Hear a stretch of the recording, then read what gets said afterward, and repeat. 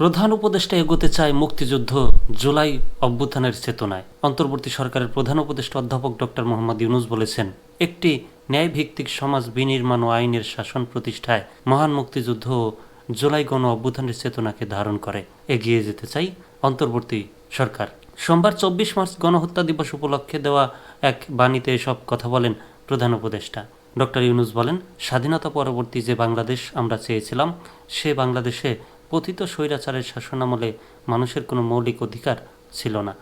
জুলাই গণ অভ্যুত্থান ছাত্র জনতার বিরুদ্ধে জাতি স্বৈরাচারের অত্যাচার নিপীড়নের হাত থেকে মুক্তি পেয়েছে।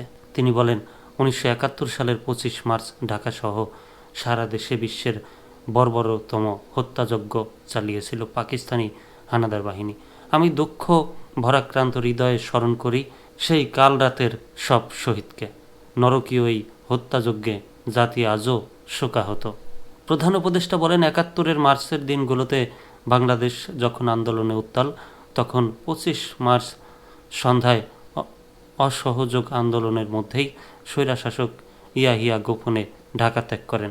সেদিন মধ্যরাতে পাকিস্তানি সৈন্যরা অপারেশন সার্চ লাইট পরিচালনা করে ঘুমন্ত নিরস্ত্র মানুষের উপর ইতিহাসের নৃশংসতম হত্যাযজ্ঞ চালায়।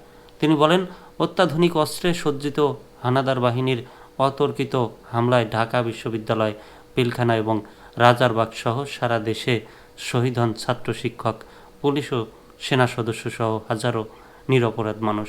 তাদের আত্মদানের পথ ধরেই দীর্ঘ 9 মাস রক্তক্ষয়ী মুক্তিযুদ্ধের মাধ্যমে আমরা অর্জন করেছি কাঙ্ক্ষিত স্বাধীনতা।